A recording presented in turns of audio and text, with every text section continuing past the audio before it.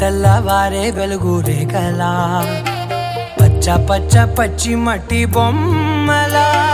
అల్లి బిల్లి వెన్న పాల నురగల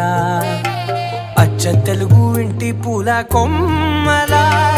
దేవదేవుడే పంపగా ఇలా దేవతే మా ఇంట అడుగే పెట్టెనంట బ్రహ్మ కళ్ళలో కాంతులే